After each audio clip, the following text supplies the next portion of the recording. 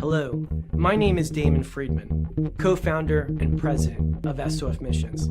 As a 20-year veteran within Special Operations, I've gone through many challenges due to my military service and time in combat.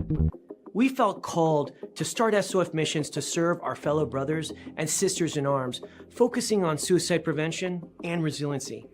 Our mission at SOF Missions is to empower warriors to find purpose and be resilient. Since 2011, when we started the organization, almost 3 million men and women have deployed to Iraq and Afghanistan. Unfortunately, the scars of war take a toll on their psychological, physical, social, and spiritual health. Many veterans feel a sense of hopelessness and a loss of purpose when they return to civilian life. They feel isolated and alone, unable to reconnect. And in the greatest of tragedies, over 20 veterans lose all hope and take their own lives. Our goal at SOF Missions is to provide veterans the tools and resources so that they don't become a statistic. We offer a unique approach to combating veteran suicide through a whole health intradisciplinary model. The Be Resilient program is a 4-pillar methodology that addresses the areas of psychological, physical, social, and spiritual wellness. We provide care through 3 delivery methods: medical clinics, retreats, and educational training. Since we started back in 2011, we have been able to reach veterans in all 50 states and have served over 3,000 veterans through the Be Resilient program. Being resilient is a multifaceted and complex issue.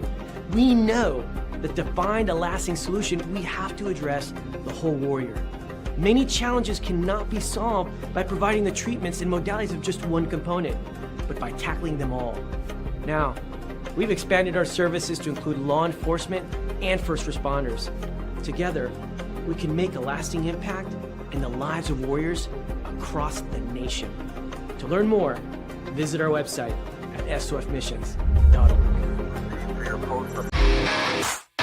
All right. Welcome back. Misfit Nation, the Misfit Nation show. We are a show founded by a veteran and hosted by 2 veterans and a military spouse. Our mission is to get people to tell their stories to the world. If you're an author, share your tips with the Misfit Nation. If you're a musician or an actor, our audience need to know how they too can get into the business. Coaches, we love our coaches. Come on and share your tips with the Misfit Nation to help them become better versions of themselves. If you are a corporate leader or an entrepreneur, come on and show how you did it and how hard you have fought for success. If you are a veteran, first responder, or Gold Star family, we would love to have you come on and share your story with the Misfit Nation. We always have time for you. If you're feeling down, alone, or starting to see the darkness, Stop. Think about those who are around you. You are not alone. You will be missed. If you feel like your problems will be a burden to those in your inner circle or feel embarrassed, dial 988. If you are a veteran, take option 1. We need you to keep pushing forward. Don't make a permanent solution to a temporary problem. If you are a new listener, welcome to the Misfit Nation show. Be sure to subscribe to our show on your favorite podcast app. Also on our YouTube channel at @the_Misfit Nation. Subscribe and click the bell to keep you up to date on our latest episodes and all of our news. You can also find us on Heroes Media Group and About Face Radio. Now, let's get to the show!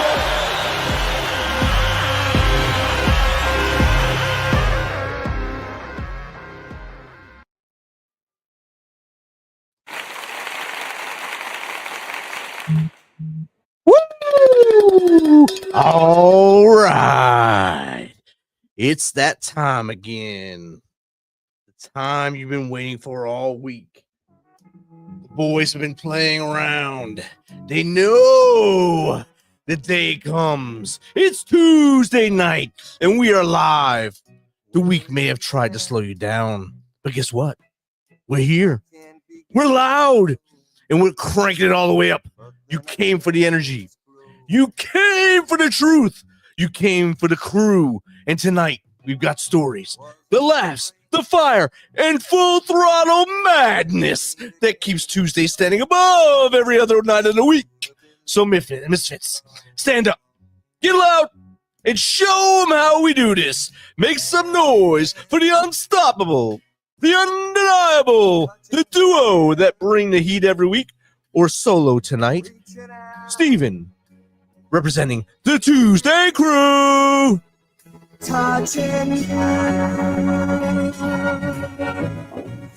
Sweet Caroline. Ba, ba, ba. Good evening, everybody. Did you go out and vote today? I did. I would have had my little sticker, but I gave it to my daughter because they ran out when she went. So you can't see that I voted. They voted this. I voted today. Anyway, it's a beautiful Tuesday. Life is good. We did our normal running around doing errands and stuff today. Tonight I have with me Dr. Derveer, Will. He's co-founder of Integrative Psychiatry Institute, offering comprehensive training for mental health professionals and psychedelic-assisted psychotherapy and other continuing education programs. I'm going to bring him out right now and have him talk to you about it. Good evening, doctor. How are you? Hi, Stephen. Thanks for having me. It's a pleasure having you. I just gave a little 2-second blurb. I want you to come on and tell everybody all about yourself and what you do and how you do it. Thanks. I appreciate the opportunity. I really enjoy the intro to the show too. It really aligns with what we're trying to do in our institute. Good. So we push it all the time. We're out there to help. Yeah, it's so important. It seems like every year it gets a little harder. It gets a little darker, at least in recent months and years since the pandemic. Mental health, even more of a problem than it's ever been.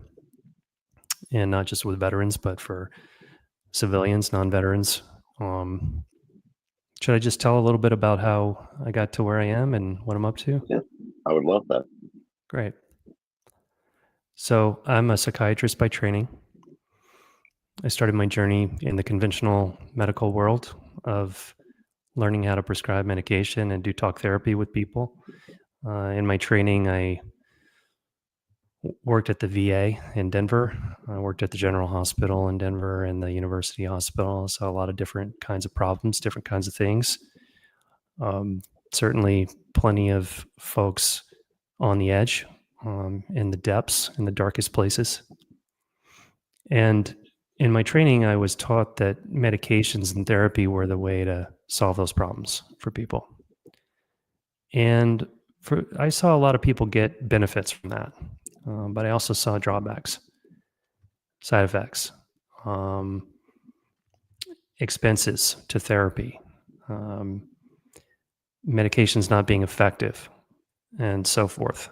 And in particular, this concept of the combat cocktail, guys coming back, women coming back from the Middle East and getting put on antipsychotics, mood stabilizers, benzodiazepines, antidepressants, anticonvulsants, what have you, and even opiates, and just going deeper and deeper and deeper down a hole with not much to show for it in terms of benefits, which is incredibly disheartening and alarming.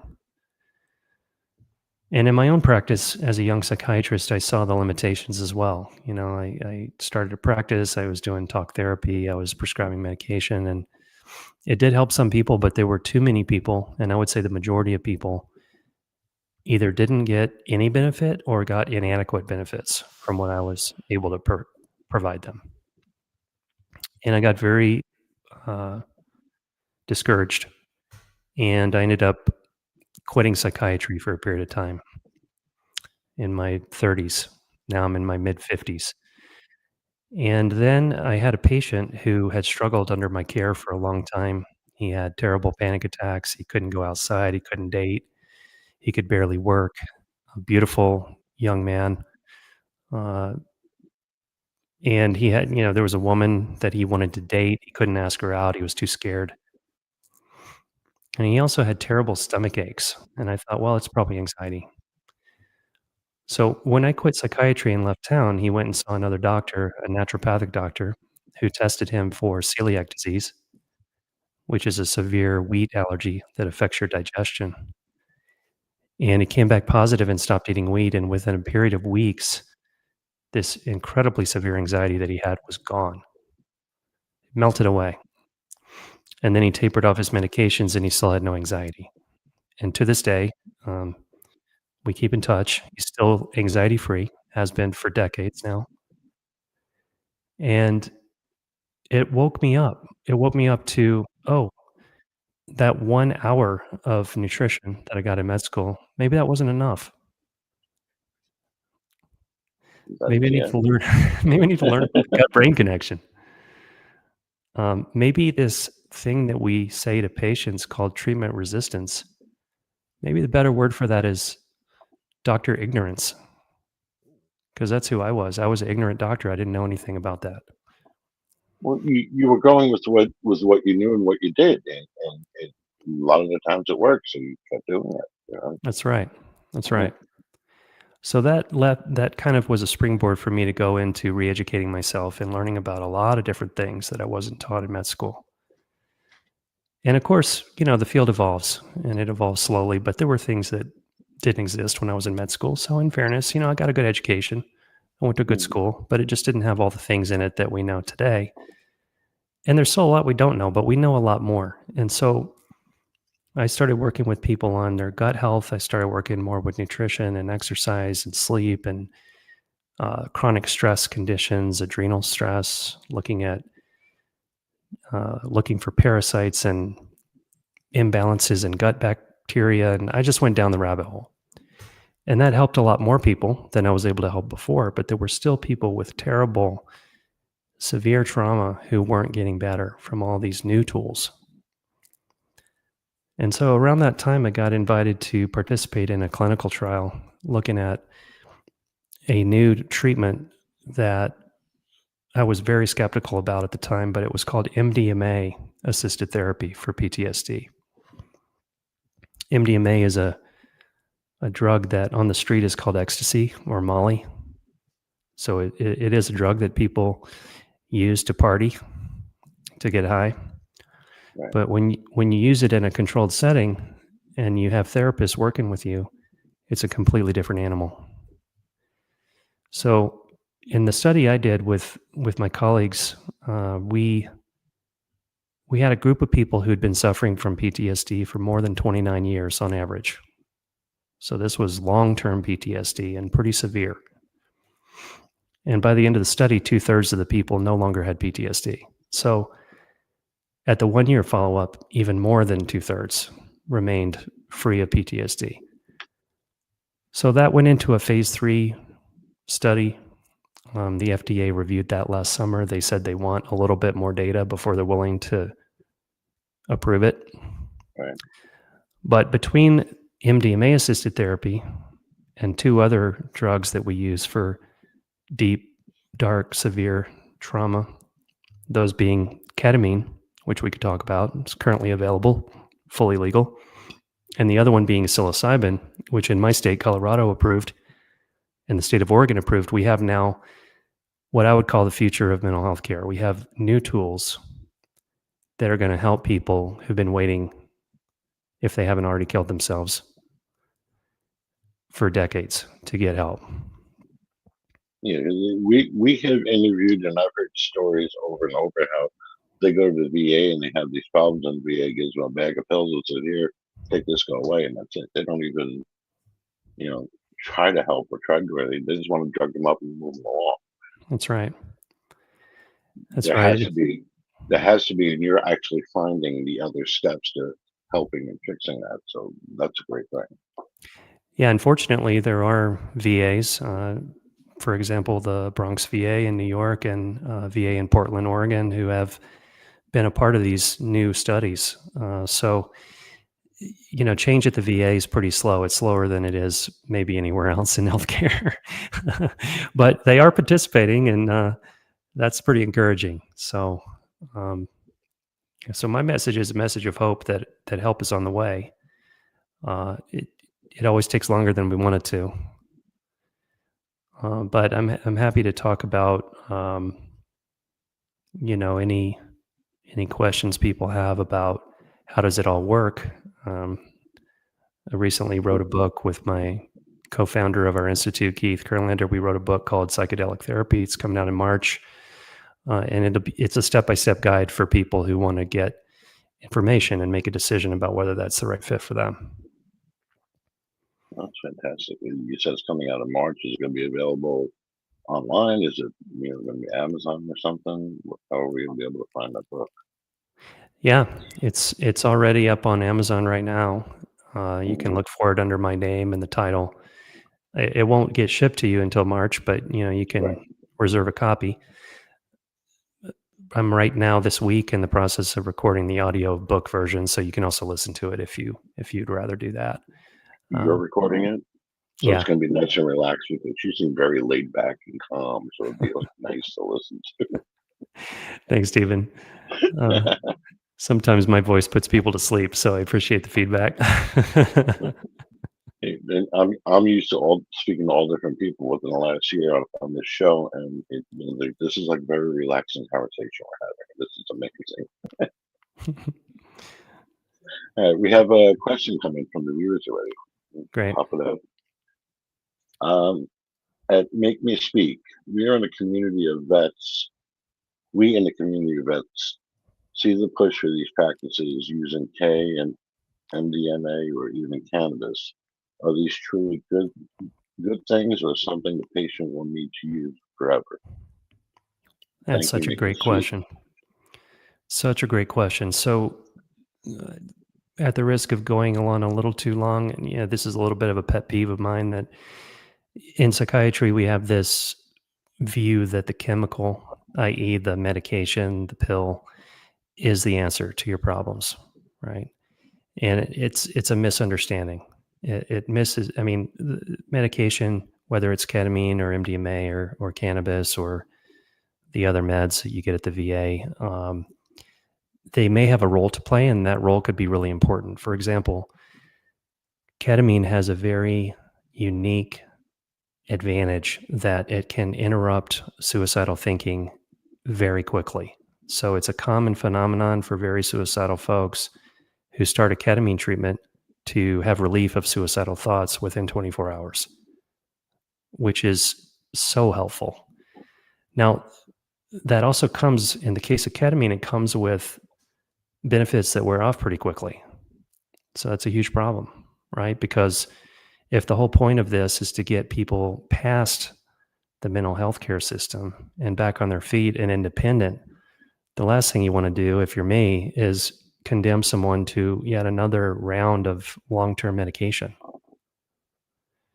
So what I'm excited about with regard to MDMA and psilocybin is kind of related to what I shared before, is that in the study we were doing, treating people with severe PTSD with MDMA-assisted therapy, the protocol was only for 3 MDMA sessions.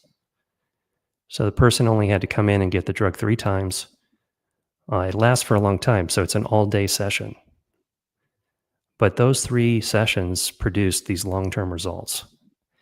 And in studies with psilocybin for depression, we see results after taking 1 psilocybin-assisted therapy session, benefits lasting for 6 months or a year. So now the risk here is that people like me, doctors like me, if they're really stuck in the medication is the treatment model in their mindset, they're going to look at these new tools the same way. And so you have people opening ketamine clinics, getting people feeling better with ketamine, because ketamine makes 50% of the people you give it to better from depression within a couple weeks. But then they're like, oh, now this person's going to respond to ketamine. I'm just going to keep giving them ketamine and keep them on the ketamine long term. I think that's a huge mistake for a lot of reasons. Don't you become immune to it after a while? You can get involved. I remember when I dislocated my knee back when I was 17, and they gave me Tylenol or codeine, and I was taking it like it was Tic Tacs, and after a while, it just wasn't doing anything. And That's to right. this day, when I have pain, I'll take the bottle of Aleve, just pour a handful, and take them trying to get the pain down, because one Yeah. or two doesn't help anymore. You're just so used to it, your body adjusts, and it's like, hey, what the hell are you doing? It's not working. You know? Right.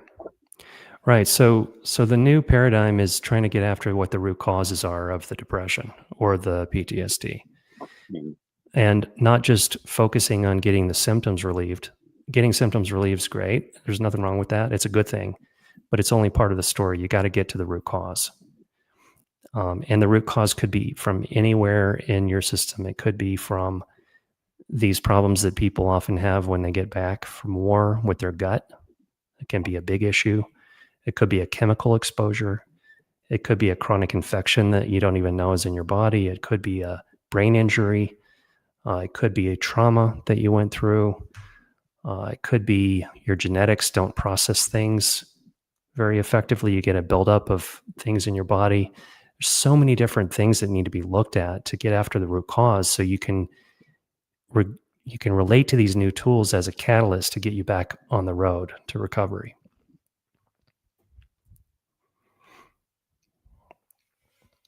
Yeah, that's the biggest thing I worry about, because I feel sometimes, most of them don't want to sit down and talk, and when they get the help, they really don't want to open up. You got to get them to open up, and then you got to get them to really, for the mind and for the body. And that's the biggest problem, is to get them to open up and come to you for help. You know? I totally agree with you, Stephen. And, one of the interesting things about MDMA for PTSD is that it comes with one of the chemical effects of MDMA is a substantial increase in the hormone called oxytocin, which has nothing to do with OxyContin. I have to say that right away, because sometimes people say, what? Oxytocin is a hormone that helps you relax and be less fearful and trust other people who are around you. Oxytocin is released when a mother is breastfeeding, in both the mother and the baby. So it's a bonding hormone. So what happens on the MDMA in the session is that people naturally are supported to open up more easily. And so what I saw with my participation in that work was exactly what you're talking about, Stephen, is that without MDMA, trying to get people into recovery with PTSD, just the part about them learning to trust you as a therapist could take months or years even. But with the support of the oxytocin from the MDMA, it happens a lot faster. So that's a way that I think MDMA can make the recovery journey a lot faster. I have another question coming in. I think we've talked about this, but I'll just bring it up. At Hearn Wade, what inspired you to pursue psychedelic-assisted psychotherapy as a career focus? Well, that's an interesting question. I'm happy to discuss that. When I was growing up, my father was a veteran, and my mother had a lot of mental health challenges. And he was an alcoholic, and he ended up in prison. And so I grew up in an environment, I thought that was normal growing up. I didn't know that that was weird until I grew up, and I started noticing that I had a lot of anxiety in relationships and a lot of fear of abandonment. And it took a lot of talk therapy and a lot of different kinds of therapy for me to start to understand that I had trauma in my system and that there were ways to heal that. So I did a lot of therapy. And then at a certain point in time, I had a friend who invited me to an ayahuasca ceremony. Ayahuasca is a tea that's brewed in the Amazon by shamans down there to help people get well. And it's a psychedelic medicine. It's a plant medicine. And there are lots of veterans who are going down south to do ayahuasca ceremonies to get well. So when I drank ayahuasca and I felt the effects come on and I started to be able to confront some deeper levels of trauma in my own self, I was still practicing psychiatry in a relatively conventional format, doing talk therapy and medications.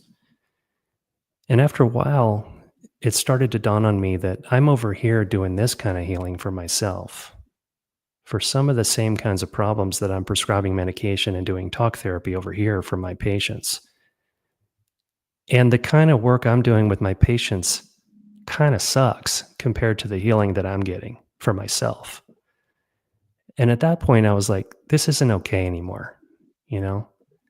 And it was around that time when I got invited to get involved in this MDMA-assisted therapy study, this psychedelic therapy study for trauma, for PTSD. And I went through that and I saw, again, that was sort of going to be the future of mental health care.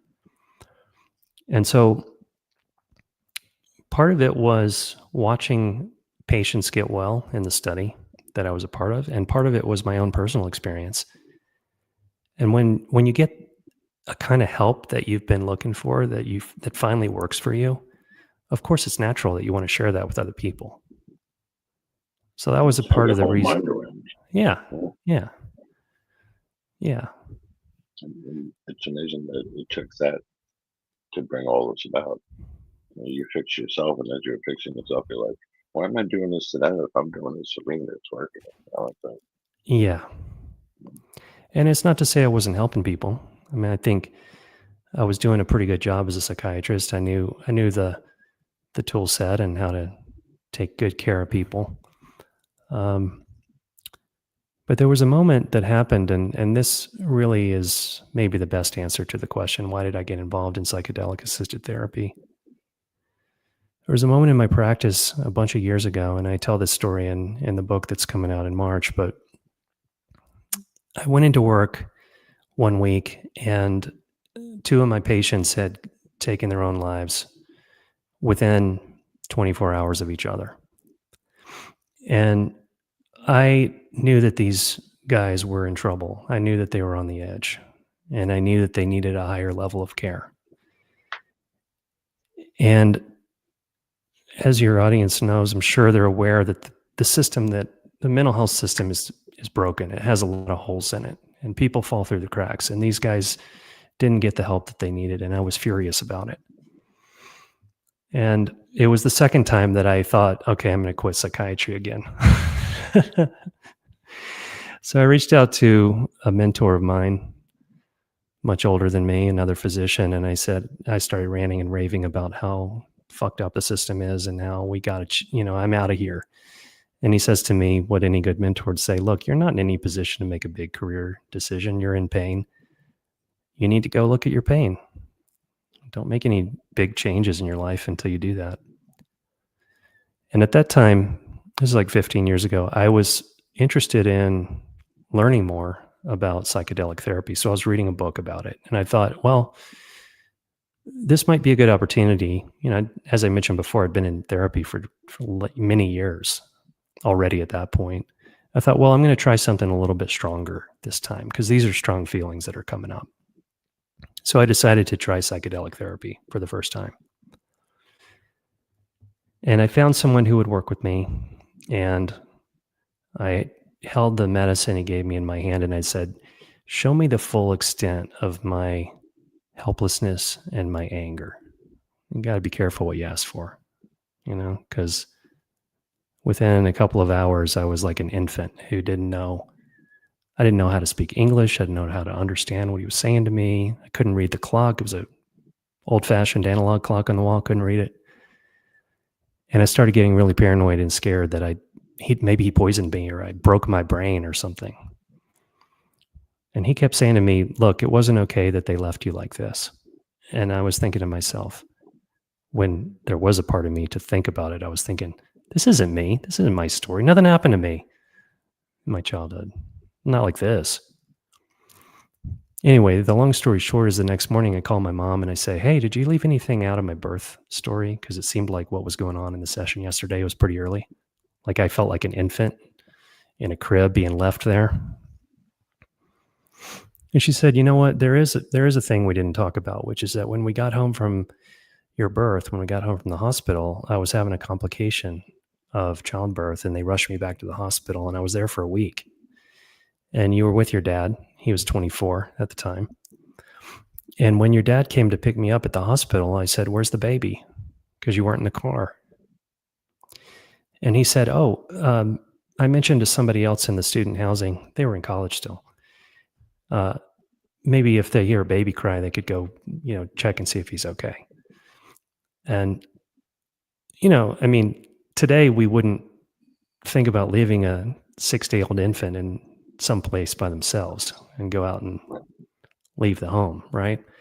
Right. But the point of the story is that my body knew that there was a deep injury that had occurred, and my body showed that to me in the psychedelic therapy, and nothing I had done up to that point, including a bunch of ayahuasca ceremonies, had ever shown me that. And it was in me. It was in my body. And then the next day, my mom confirms that something significant happened to me. And it started to help me understand all the problems that I'd had in my adult relationships. And it took me some months to work through and integrate and heal from that and understand the depth of it. But it set me free to do what I'm doing today. So it was a huge gift for me. Yeah. Pretty crazy. And you would think when you were 6 days old, you wouldn't even notice that. But it was Right. embedded there, but you're probably laying there screaming for hours. Right. In the field of medicine, we used to, it sounds crazy, I mean, to say this, but we used to think that babies couldn't feel pain. And so they would literally do open heart surgery on babies without anesthesia because the belief was that, you don't really start to perceive pain until later. Isn't that wild? Yeah, that is wild. The first thing they do is hit the baby's ass and the baby cries on them because it gets pulled back. Feels pain. And I think it was sort of this view that if you are so young that you don't consciously remember something, right, then you didn't feel it. Right. The truth of the matter is the body feels it and remembers it. The brain remembers it. Right. Obviously. It embeds it somewhere. Little dark corners. Exactly. But we also grew up in an era where you got hurt, your mother put a band-aid on, you said go back outside, don't sleep in the house. So, That's right. that's also the world we lived in, as opposed to what they're living in today. Where they pretty much get sent out of the house bubble wrapped and don't fall. That's so true. We went from under support to over support a little bit. Yeah. Don't drink from the tap. Oh look, let's buy a $30 bottle of water because it's better for you. No, it's not. It's water. Right. And yet we're still alive to tell a story. Right. And I have another question coming in. Let's see. At Me More, how do psychedelics like MDMA and ketamine differ from traditional psychiatric medicines? Thank you, Yeah. Me More. Good question. So the short answer is that conventional psychiatric medication is about suppressing difficult experiences. So when they work, which sometimes they don't, but when they work well, they suppress difficult experiences like anxiety, depression, suicidal thoughts, mood swings, panic attacks, insomnia, and so on. What psychedelic medicines are designed to do is sometimes they're called evocative treatments. So they evoke what's already inside of you. So the experience I shared of my own psychedelic therapy and having this thing come forward from when I was 6 days old is a good example of that. So these experiences of taking a dose of a psychedelic medicine with a therapist, they're not fun. They're not easy. experiences. Oftentimes there's nasty stuff coming out of you, traumatic material, but the therapist is there to help you integrate and work through those experiences. And so these psychedelic drugs can work as a catalyst where you only take them a few times, which is also very different from conventional psychiatric medication, where typically you're taking it every day or sometimes multiple times a day. Sometimes they're giving you two pills, one to bring you up and one to bring you down. Right. It's not like that happy medium, and I can never understand that. Yeah, it's so true.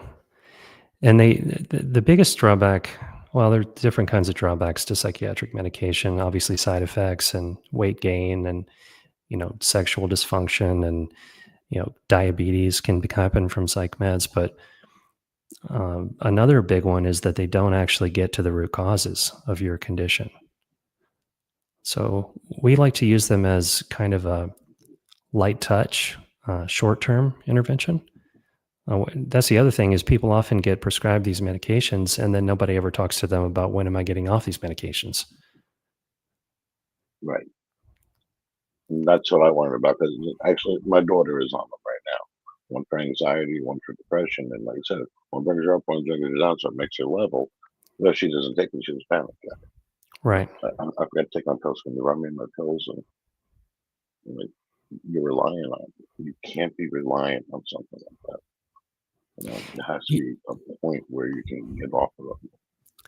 Absolutely. It's sort of like if you break a bone, you want to have a cast for a while. Yeah. But I don't think anybody would sign up to have a cast on their arm for the rest of their life if they broke a bone. Right. Well, I dislocated my knee and had it operated on. I wish I would have had a cast or something, because it never healed right, but that's maybe further. Yeah. But that was back when they experimental surgery, not what they do now. Oh, wow. Yeah. Does it work right now? Well, right now I have this arthritis of a 70-year-old, and I'm probably going to have it replaced. I see. When I stand up, I sound like a transformer going cracking. Oh, boy. That was, like I said, that was the 80s. That's when we grew up, and that's when it happened. They went into exploratory, they fixed what they could, and moved on. That was it. Here's a brace for a little while, and go back to what you were doing. Yeah, That's the what they did back then. field of medicine evolves very slowly. And when it evolves, it changes, and it changes drastically. It's really true. My older brother just had his knees replaced, and they get up and they're walking. It's like boom, they're out of the hospital within a couple of days, and they're walking around. Amazing. Back then, yeah. Back then, you didn't even think of that. It's really incredible. I mean, the shoulder replacements, the hip replacements, the knee replacements, I mean, they have come so far. It's really amazing. It all has to evolve sooner or later, and you're helping this part of it evolve. So that's a great thing. Getting people off of that, I have to do it this way, and change it, and oh my God, I'm getting fixed, and that's really a good thing. Let me see, I have another question here. You did this too, wants to know, what are some of the biggest misconceptions about psychedelic therapy? Thank you, you did this too. Wow, it's a great, really good question. Probably the number one misconception is that taking a psychedelic substance in a therapy session with trained therapists in a safe setting for the purpose of healing is completely different from taking a psychedelic drug at a concert or a party or for fun with your friends.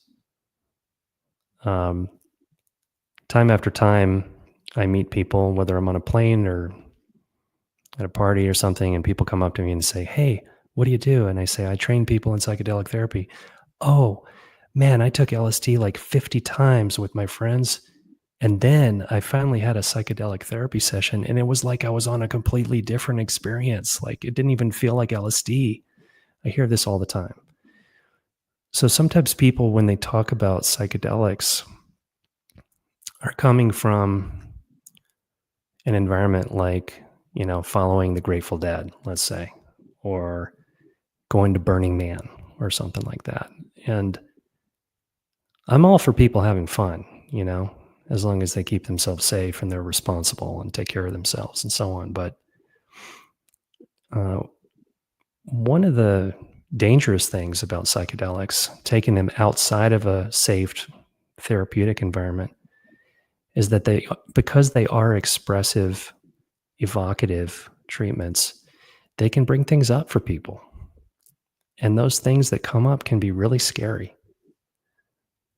Even if you're with friends, even if you're taking them to have fun, some dark corner of your mind can explode on you. And, I have good friends who are not beginners with psychedelics. Okay. And a number of my friends have come to me and said, Will, I want to tell you about something that happened. I went camping by myself. I took some mushrooms, and all of a sudden I wanted to kill myself in the woods by myself with my gun. And I was hanging on for dear life until it wore off. It's really scary, And these are people who are not folks with depression or PTSD or, any serious mental illness. And I'm saying this because, when you hear these stories of, oh, so-and-so took LSD and he jumped off a balcony, or so-and-so took LSD and he got into a confrontation with law enforcement. Yeah, that happens.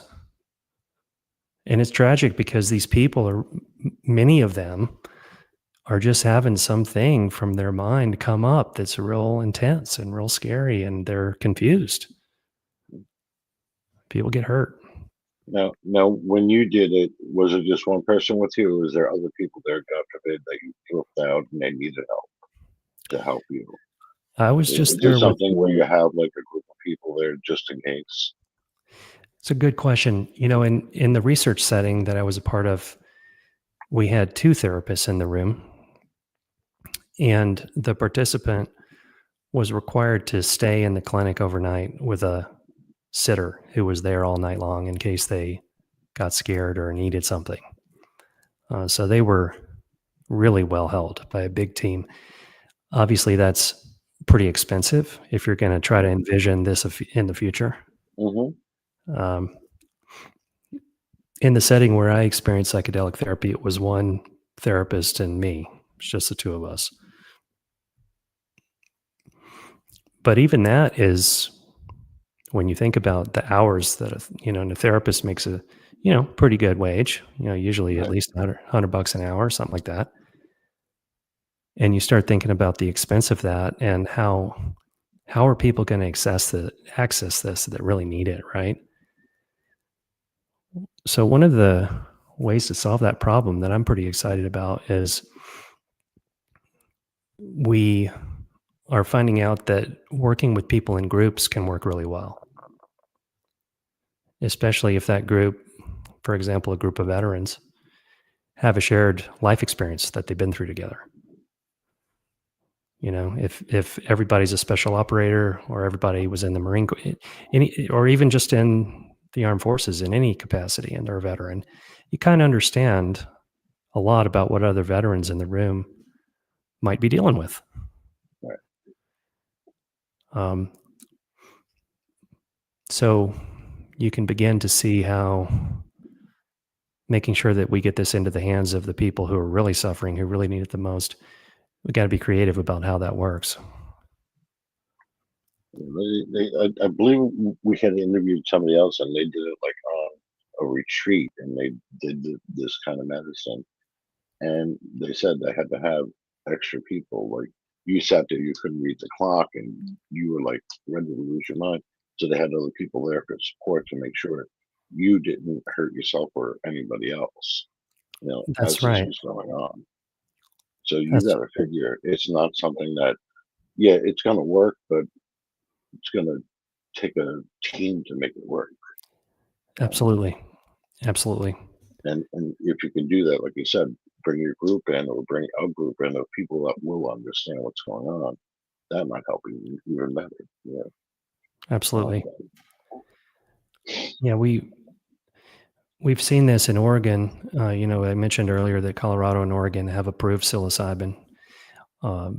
And there are many centers in Oregon that work with groups. We have a center there that is where we train the people who take our psychedelic therapy training. And as a part of their training, they go through a group experience with psilocybin in Oregon. And there are many helpers in the room to hold a group. Okay. I have another question then, if you don't mind. Sure. Main Girl 7 wants to know, what role will education ethics play as the therapies become more mainstream? Man, your people have the best questions. I have really good people that come on and watch the show, and they throw really good questions out there. Amazing. I'm so glad that you brought up the question of ethics and education. I want to talk about ethics first. The ethics of ordinary mental health care is one thing, right? So confidentiality,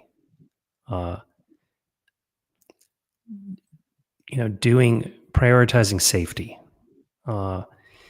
making sure that the person gives informed consent before you do something with them. These are some of the sort of fundamentals, the basics of ordinary therapy. When you get into psychedelic therapy, you're at a whole nother level of complexity and subtlety with ethics. For example, when a person is in their psychedelic journey, they might feel really scared.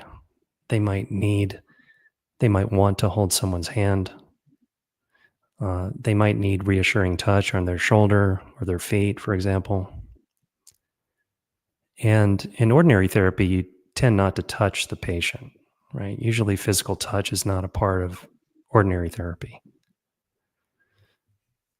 So if you don't have a conversation with your patient during preparation before the psychedelics on board about whether touch is going to happen or not and how it's going to happen, and reassuring the patient that under no circumstances is there going to be any sexual touch, for example,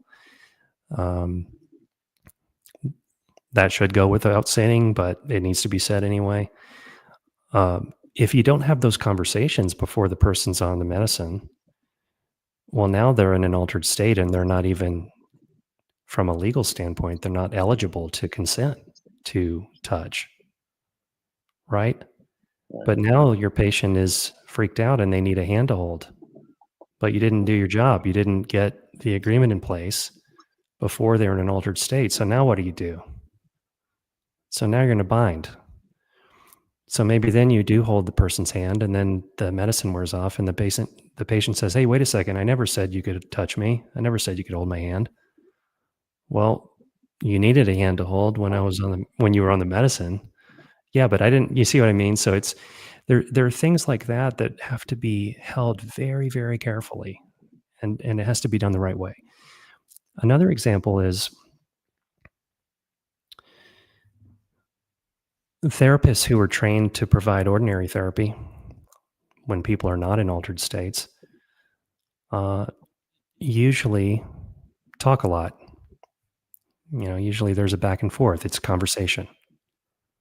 Maybe somebody's talking about their suicidal thoughts, and you're maybe challenging those thoughts or helping them see a different perspective. Psychedelic therapy works the best when you don't interfere with the person's process as much as possible. And therapists are human beings too, and if somebody is on a psychedelic medicine with eye shades and earphones on, and they're quiet for a long time and they look really still, the therapist might get bored. They might get on their phone and start checking their texts or something. Right. Not good, because when you're on a psychedelic, you're very sensitive. And this might sound kind of woo-woo, but you can tell when the person is present or not, even when you're not watching them. And so the therapist needs, from an ethical standpoint, to learn how to be really, really, really present, and also needs to handle their own whatever's coming up without interfering with the journey of the client. So we teach a lot of ethics. There's a lot to go over. There's a lot to learn. So that's a really important part of education. In terms of like what's going to actually be required for education, it's not totally clear. Hopefully the FDA is going to be approving something in the next year or two. And at that point, it's going to be really interesting because the FDA's they only regulate medication. They don't regulate therapy. So it's unclear what they're going to say about what's required to work with these things. And that would be something that you would work with them, or they would tell you. How would that work?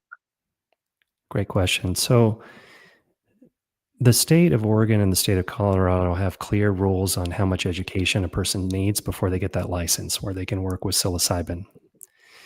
In Colorado, it's a minimum of 150 hours of education. And then you have to go to one of these practicum experiences like what I described we do in Oregon. And then you need 40 hours of consultation after that. So it's a pretty substantial amount of education for a person who's already licensed as a mental health care practitioner.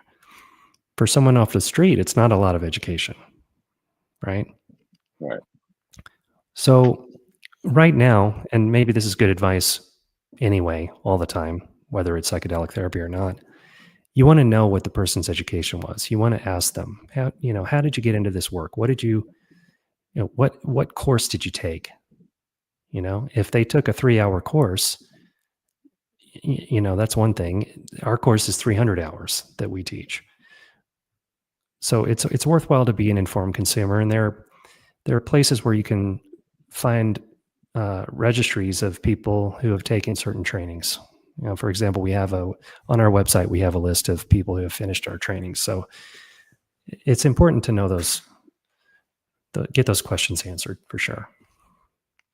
Definitely. You don't want to just go to the guy on the corner and say, hey, let's do this, and you fix it without back checking him.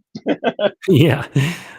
It's always good to get a personal recommendation from a friend who had a good experience. I get nervous when people start using Google or, a random website to just, to identify someone to work with.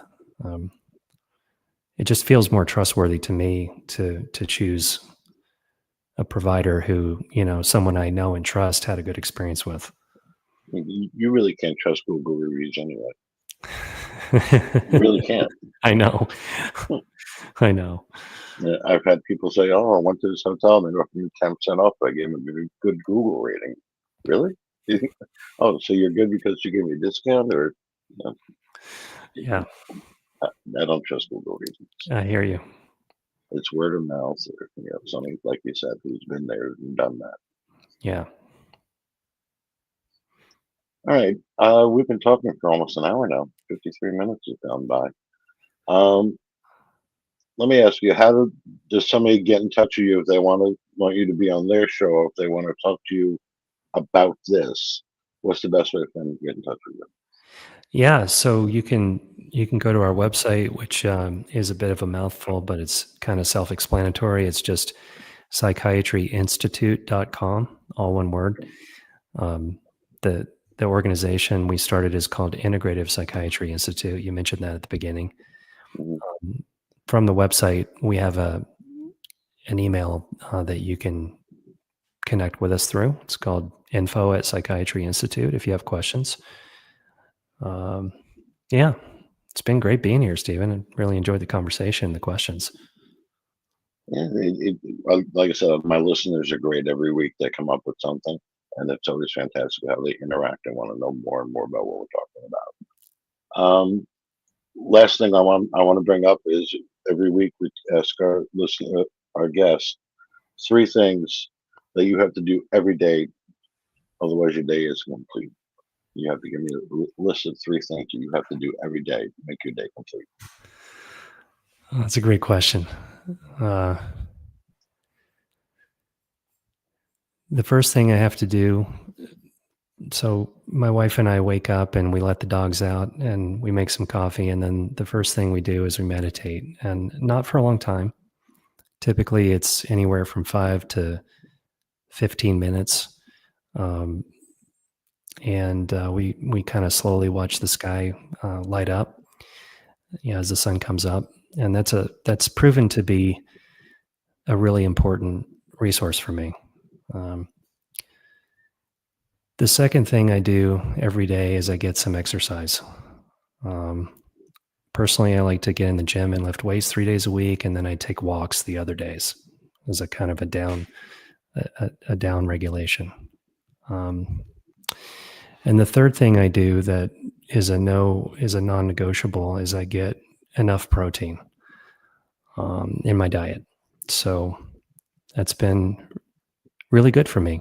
It's helped me a lot. Helped me regulate my blood sugar and so on. So I guess those are the 3 main things. That's fantastic. Well, it was very, very nice talking to you. The conversation was great. Like I said, the questions were even better. Yeah. I appreciate you hanging out with me tonight. I'm sorry my partner Jake wasn't with us. Maybe it would have been a little more excited for you. I don't know, because Jake is out there. Yeah, that'd be fun. Well, maybe we'll come back and maybe I'll come back and we'll have another conversation with Jake on.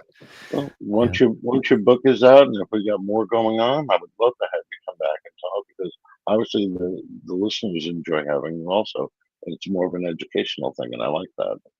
So I want to thank you for being here again. Misfit Nation, thank you for hanging out. ToosDay Crüe, we love you. We'll talk to you next week. Have a good night, everybody. Thanks, everybody.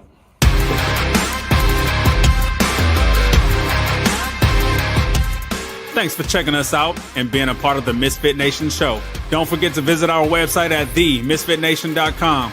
That's themisfitnation.com. Check out all our past episodes and get some of the great Misfit Nation gear for you and your family. As always, be humble, stay hungry, and keep hustling, because we are Misfit Nation. Misfit